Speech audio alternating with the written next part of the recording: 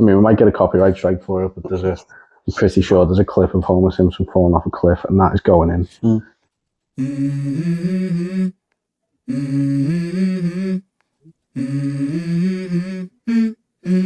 Let's go. What's going on here, we golf fans? My name's Dan.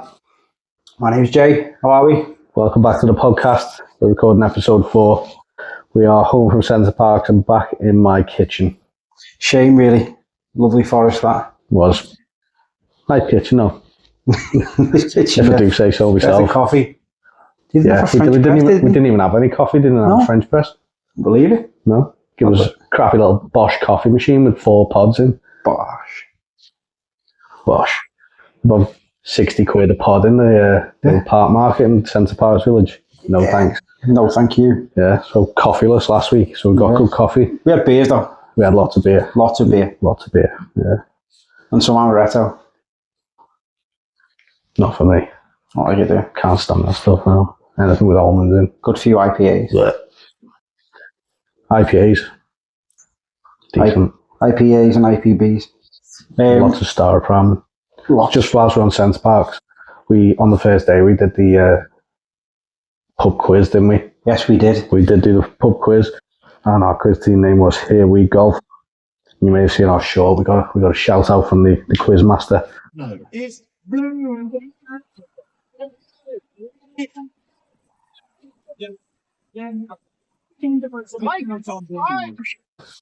Because we won one question. One section of the quiz. Well, that was getting one question right, was it? Yeah. Literal. Yeah, that was my 4-year-old daughter, I think, answering a Peppa Pig question right as well. That's it. Difficult questions though, but I love that quiz format. Good on it, because you couldn't cheat. Nice and quick. But enough about quizzing. What? We're here to talk golf, aren't we? We are here to talk about golf. What did we do this week? We went to Centre Parks, lad. I mean... that was last week. This week, yeah. We actually got on a golf course yesterday. With some clubs. Albeit a par 3. A good par 3 though. 9-hole par 3 course, yeah. I went down to Formby, didn't we? Yeah. Home of Tommy F. Tommy Fleetwood. Big man. Blue the nose. Wood A Dunes. The Wood A Dunes was a really good test, isn't it? I think so. It was like, when you think of par 3s, you just think like a bit of a sort of pitch and putt. Each tee shot's going to be a bit of a flick, but no, sort of 160, 140 yards in most of the time, wasn't it? Decent approach shots. And we had a decent little dust off the cobwebs. Yeah, it was quite cold, but it started cold, but then it warmed up, didn't it? Nice morning. Really. Nice morning. Nice bit of winter sun. Makes a change after the storms we've had the last few days. Bit of drama, bit of shit golf. Yeah, we did get told off. We were playing off the tips. Yeah. Not allowed to do that in the winter, are you? No, apparently not. No one told us though, did they? No one told us. There was mats out on the yellows. No mats out on the whites. Mm. We started off on the whites, and then we got a little telling off from a member a couple of holes in. But the ladies' tee pegs are out, weren't they? There was no mats there. So, read into that what you want. Say no more. Women are better than men.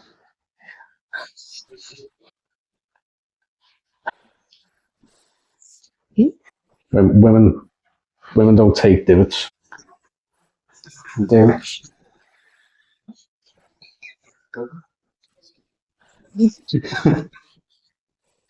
Sorry, guys. It's for our Patreon fans, by the way. We haven't got Patreon. We've just got 20 subscribers now for them. Me family. I don't know. So yeah, if you haven't subscribed yet and you're not a member of my family, subscribe. And if you are a member of family and haven't subscribed yet, subscribe. So yeah. And anyone else who wants to subscribe, please do. Please do. We've got up to 20 so far, which we think's quite good. Yeah. We're happy with it. We're happy that there's people giving us a little bit of support, and we appreciate it. That's it. We're not. There's no targets, is there? There's no. It's sort of just a laugh. Just trying to build some content, have a laugh with it. It was hard filming yesterday, though, wasn't it? Oh yeah. You know what? Massive props out there to those who create content on a golf course. I know a lot of them now have got a team behind them, but 2 lads, 1 cam, like it's fucking hard. It is hard. Like you constantly, obviously, you got to play golf and then get the cameras in position. Make sure it's recording. Make sure you've got the ball and the person in the shot and stuff. And when members are walking past you, going, "Who are these effing N's, K's?" Well, we should have filmed the members, shouldn't we? Guy behind us put his tee shot to like 2 feet. Stiffy to play through. You stiffed it. You stiffed it. You stiffed it. I stiffed it. He was like, "Oh, you got that on camera, lads." Sorry, mate, we didn't.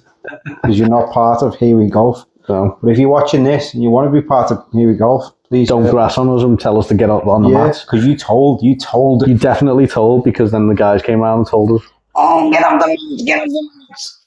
Yeah. Get on the mats, get. I don't know.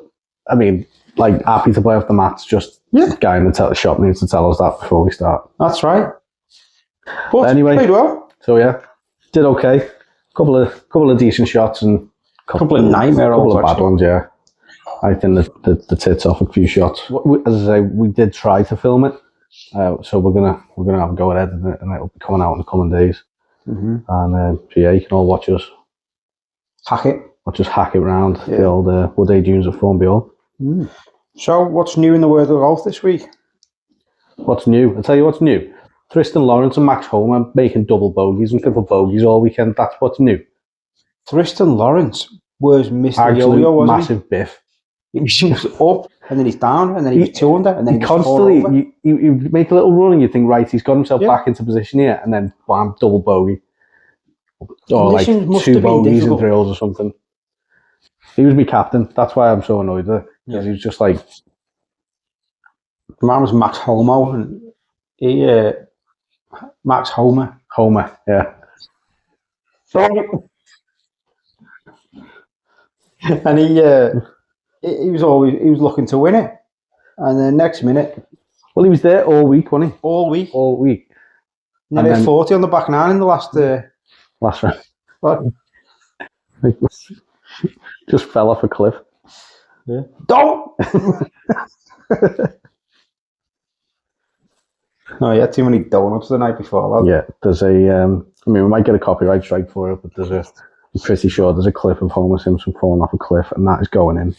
This is the greatest thrill of my life. I'm king of the world. Woo! It's incredible. Yeah, DP World Tour was at the Nedbank Gary Player Country Club in Sun City this week. The 3rd event of the opening swing, taken by Americans, so that's back-to-back wins for Americans on the DP World Tour. Sorted out the rest of the world. Sorted out. Johan Veerman. Yeah, good player though, isn't he? Is he? Yeah. I'd never heard of him. I don't know. No, in his last few events of the 2024 season, he finished 8th in the French Open, you're right, Andalusia Masters and Genesis tied for 14th, 27th Abu Dhabi, and then 16th in Dubai. Which is not bad at all, really. I mean, it's solid play. I'd never heard of him, wouldn't have considered picking him. But there you go. He hadn't won since 2021 at the Czech Masters. So I was never picking him, but he's obviously ticked over nicely toward the end of the season. Had a couple of weeks break. Yeah. Didn't go to Australia, come back and managed to get it done here. Nice and fresh, and it's solid as well. Solid play. 70, 71, 73, 69, which is around there where everyone else. Yeah, well, it's the 3 under on the last day that's done it, because there's not many people under par at all on the last day. Like the Nedbank Gary Player Country Club bit back on Sunday. It really did. As Homer found to his cost. And we can't not talk about Aldrich Gita, the poltergeist.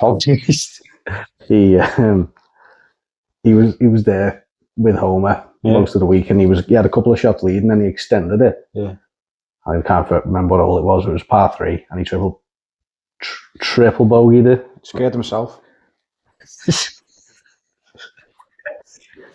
Yeah. 12th hole on Sunday, and he had a 6 on the par 3. Bounced back with a birdie a couple of holes later, but then another couple of bogeys. Yeah, his head fell off. Corey Connors played well. Corey Connors, which was a good pick from you. Yeah, Canadian guy. He come in. But he's playing again this week on the American tour, which is a lot of mileage done this week for him. Fellow Canadian Mackenzie Hughes, 2 under there in the top 10. And Ollison come with a late charge, but he ultimately fell away. Yeah. I mentioned him a couple of weeks ago, I think. He's always thereabouts on this tour. He's good standard player. He'd be a solid pick in your fantasy team. I thought Matthew Jordan. Yeah. I thought we were looking at a couple of Wirral winners within the space of a month there. Because I think he hit the front at one point on Sunday and then just fell away a little bit and ended up in the tie for second with Poltergeist. But he scared them off. Paul Waring was coming at one point as well, wasn't he? Was he? Yeah, he was playing really well. I think it was the second round, and he was right up there. But finished tie for 24th. Yeah. Yeah, too many black numbers on the scorecard there on the weekend. Finished the weekend with a 75-74. It's not going to get it done. No. But he's still thereabouts. He's just taken over nicely, isn't he? After following a couple of decent results at the end of last season, he's still playing well. So fair play to him. Nice to see Ewan Ferguson having a decent knock as well. Yeah. 30th, we like him, don't we?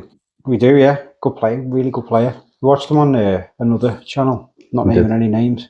No. And he came across really nice, didn't he? Rhymes with pubes. Yeah. Pubes and wang. Flange. Wang. Veerman, though, picked up nearly €1 million. I did notice that. And had you seen his whole earnings for last season? No. Like €20,000 more.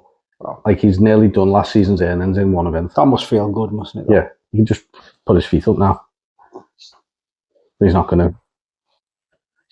He should do. He should do. Well, he shouldn't. No, he should. Tell you who had a bad week. Who? Speaking of bad, Tom McKibben. He had a terrible week. He had a dreadful week. I bet he wishes it was a cut. I really, really did, because he was in my team for some reason. So was Ryan Van Velzen, and he was just above him at 8 over. Ryan Van Velzen. What was going on there? I mean, yeah, from a fantasy perspective, if we want to cover that off while we're talking shit, because we both had a bit of a naff week, really, didn't we? Let's go, Nedbank, right? So I'll just run over my team for the Nedbank. Tristan Lawrence, captain. Max Homer, Christian Bazoo-Newt finished 2 under. Corey Connors, 2 under. Nikolai Højgaard finished 3 over. And then Sebastian Soderberg, absolute biff at 8 over par. He's a Danish guy. So that would give me. I'm staying in a sort of similar position. Season. In fact, I moved 2 places. Last week I was 4,206. Now I'm 4,208. Wow! In the tournament? No, that's my season rank. I've gone up 2 places. Wow! So it wasn't as bad as I thought it was. How did you get them? I'm doing really badly. Max Homer. You're way down. I'm way down. Max Homer, Tristan Lawrence, which we know what he did. Bazoodan, who's the only player under par for me this week. Is it? I might as well have just let the fancy DP World Tour pick it for me. They might have done well. Should have. Maybe you should just go auto pick. Auto pick every week now and see what happens. Yeah. Van Velzen, Tom McKibben, and Van Rooyen. Just not the week I was hoping for. In theory, though, I think it looked all right on paper. On paper, it looked fine, but they failed to deliver on grass.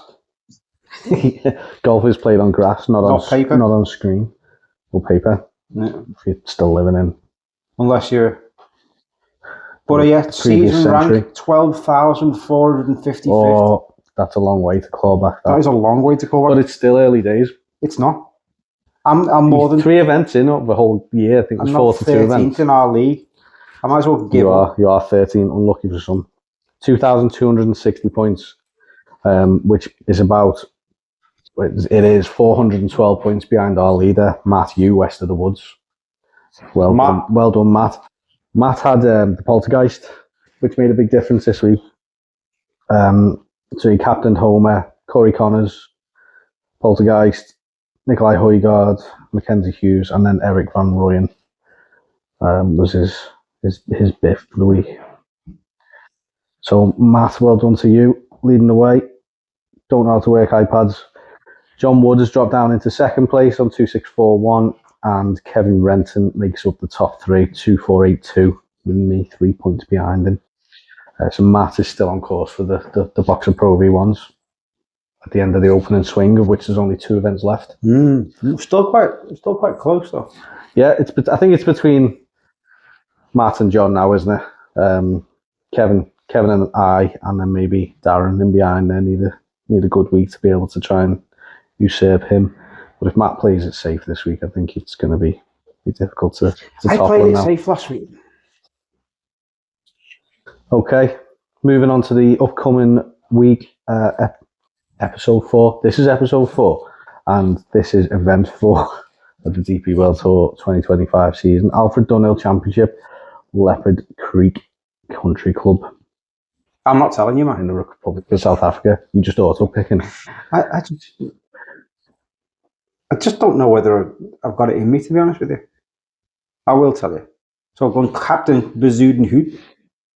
Reason being is he played well last week and it was a difficult course, so I think he'll do well again. I'm putting my faith in Tristan Lawrence because he is a good player. And he's one of the best on tour at the minute, isn't he? He just couldn't get it going this week. No, I think if he plays well, if he's a bit more consistent, he'll do well. I've put Van Rooyen in again. Even though he was 3 You are glutton for punishment. Yeah, I know. I've gone with Langask. He had a solid week last week. And yeah, I think he'll do well again. Well, he probably won't. Well, you know. Gone with Bearmister as well. We watched a bit of Bearmister, didn't we? Yeah, we followed him through at the Dunhill. Bearminator. The Bearminator, yeah. Yeah, he sends it, doesn't he? He does. Who was he playing? We played with Rory for a time. Rory. That's why we're following him. And I've gone with Oosthuizen. But I'm regretting that pick. Why? Because although he's a good player, he played in the Hero last week. Did he? No, he didn't. He played in the PIF tournament on the Asian Tour. Yeah. So that's a lot of miles to do to come back to South Africa. But how did he get on in that? Mid-table. Was it? Yeah, I don't think he did too well. But so I've gone with Captain Oosthuizen. Really? Yeah. Oh. I've gone him, Charles Schwartzel and Poltergeist Aldrich Potgieter because they're not DP World Tour members, and I just wanted to box them off whilst they're playing, really, because we're not going to see them very much, whereas the likes of McKibben, Langask, they could be more valuable to me later in the season because they're regular tour members and we play more events. Yeah, get that. So I've got, and I think Louis has the potential to still be a bit of a class above this field. So I've got Oosthuizen, Charles Schwartzel, Aldrich Potgieter, and like yourself, Christian Bezuidenhout, Tristan Lawrence, and my biff pick of the week is Oliver Lindell from Finland. In the second episode, we were talking about John Parry and Nigar Peterson progressing with the Challenge Tour. So this guy came third in the Challenge Tour last season behind them too. John Parry hasn't necessarily a good start to his DP World Tour season, but Lindell has had like a tie for 24th and tie for 16th in the last couple of weeks. Yeah. He finished his Challenge Tour season with 8 top 10s in a row, with a couple of seconds in there as well. And so I think he's carried that through. So I think he could well be one to keep an eye on this week as well. So that's my team. Hopefully trying to cap Matthew west of the woods.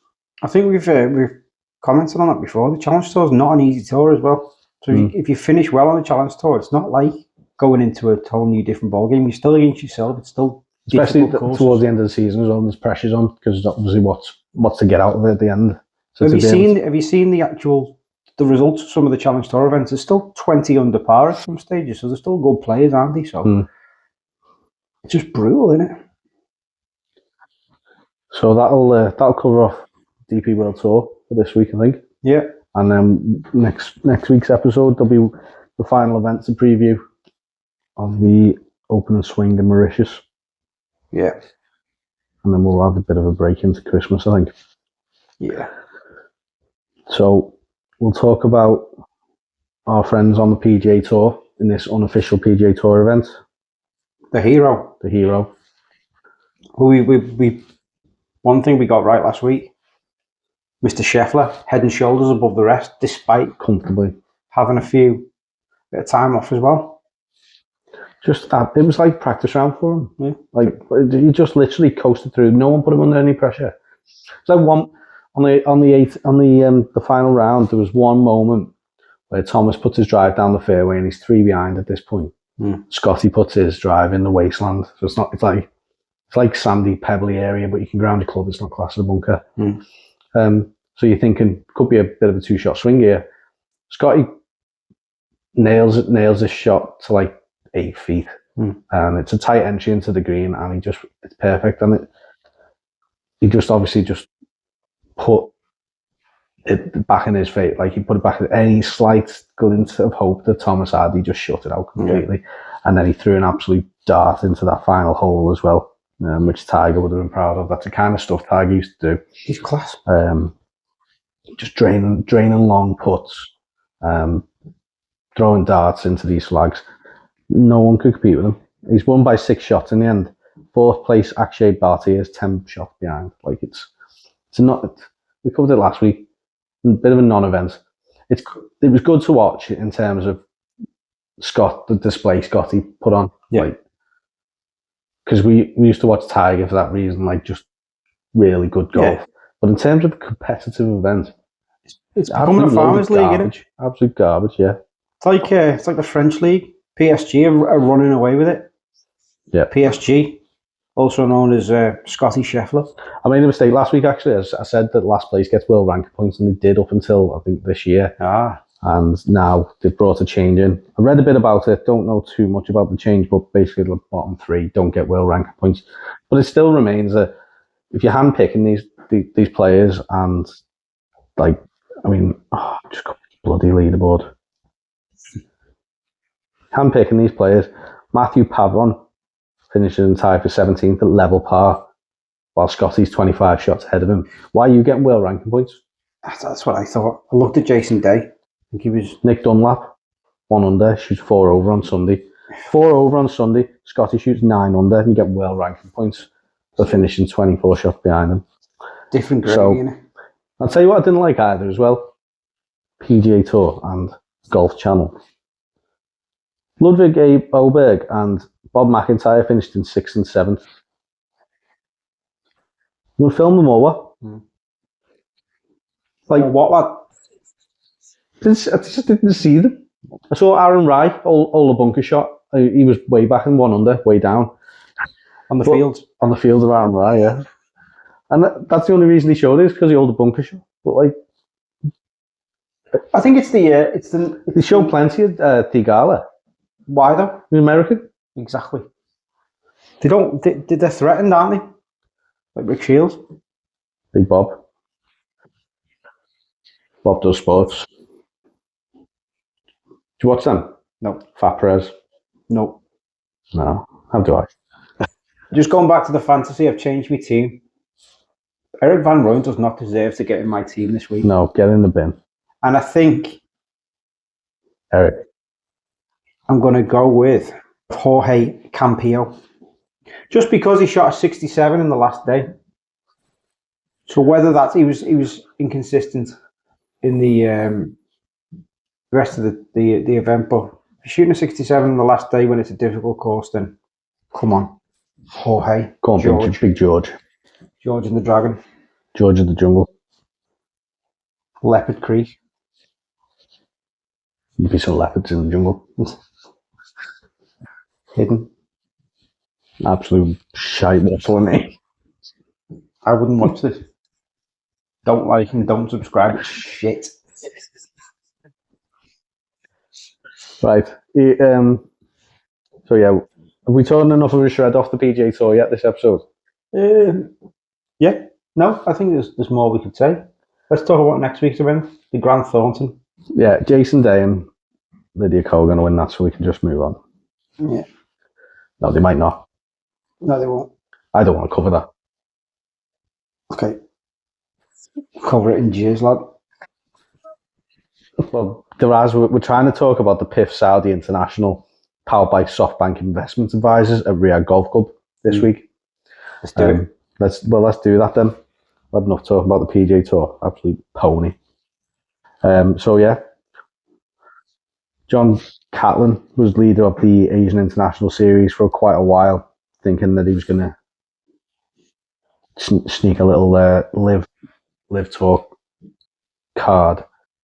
Then Ben Campbell had a good week last week to get himself in the mix. And then in the end, Joaquin Niemann has usurped them all, taken victory in Saudi Arabia this week, and with it, the International Series title, breaking John Catlin and Ben Campbell's heart. Yeah. Because they don't get on live and get the nice big fat payday. You know what, though? It was a good field this week. Strong field. Joaquin Niemann got it done in playoff with Cam Smith. Yeah. And Caleb Surratt's on John Rahm's live team, isn't he? Legion 13. Not far behind was teammate Tyrrell Hatton. Class player. Yep. Brandon Grace, Kevin Nah. Yep. Plenty of decent names in there. And strong field. Oosthuizen's down there as well. Creeping up on the world ranking points, the Asian Tour, and becoming like a bit of a heavy hitter in the world of golf on the sly. And I think Liv's done that because the PGA Tour don't want to have any sort of involvement with Liv. They've used they've linked up with the Asian Tour, and it's attracting decent names. As again, we're going to probably touch on it again, but it's just leading into more of a merger, in it.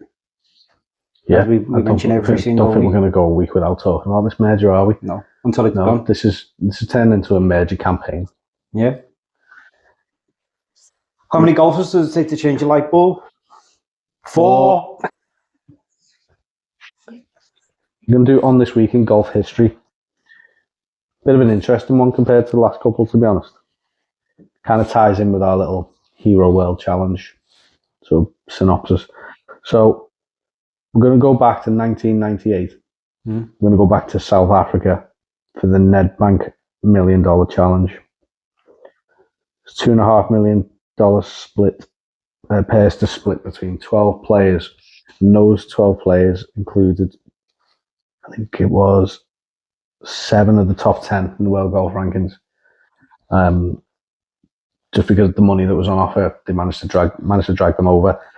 She had Tiger Woods was there, Mark O'Meara, David Duval was 3rd in the world, NEL's 5th in the world, Montgomery, Lee Westwood and Nick Price made up the rest of the top 10.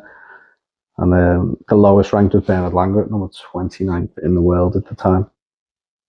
So yeah, that was Tiger Woods' first and I believe only appearance in South Africa. And he held a chip. It's a chip that gets shown regularly actually on social media. It's quite a famous one because he had to hold this chip to force a playoff on the 18th on the last day. So yeah, he holds this chip and then forces the playoff, which goes 4 holes in, I think. Tiger had a putt to win it on the 3rd playoff hole, and he missed that. And then they went back down the final playoff hole, and Nick Price got it done. Good play, Nick Price, right? South African lad. So that event in 1998 was the end of an era, really, for that event. Because in 1999, the PGA Tour introduced the World Golf Championships, which was a really successful sort of mini-series that ran alongside the PGA Tour. And they had $15 million prize money. So you're not going to compete with that, are you, in South Africa? So all the top players just went there instead of going to South Africa. So that was the end of that tournament, really. And then the Hero was born a year later as well, the Hero World Challenge, born in 2000. Again, similar format to that Nedbank in Sun City. But obviously, why would you go to South Africa if you're in America playing on the PGA Tour? Stay in America and going in to big bucks in the World Golf Challenge and at the Hero. So that was on this day in on this week in 1998. Remember it well. I was 11. Also, a little shout out to Dan's little lad James. He played well, didn't he, at the Centre Parks putting challenge? He did do well at Very mini-golf. nonchalant, didn't he? Yeah, very casual, just knocking in 3-footers backhanded. I mean, he's only 6. Watch this space. Yeah. I still I'm going to do the final 3-hole clip of that today. Yeah. Still actually don't know who won because I'm just going through it. Not me. So yeah, that was a good little day, that. Yeah. So yeah, that's episode 4 done. Please like and subscribe. Let us know your comments in the comments. That you want to comment. That what you want to comment on. Please, we'd love to have any engagement, so you can let us know what you think of the show or anything you'd like to ask us. Yeah. Keep an eye out in the coming days for the golf that we played yesterday at Formby Hall. There'll be a video coming out on that as well. Match between me and Jay. And that's all from me. I've been Dan. I've been Jay. And we'll see you next time on Here We Golf.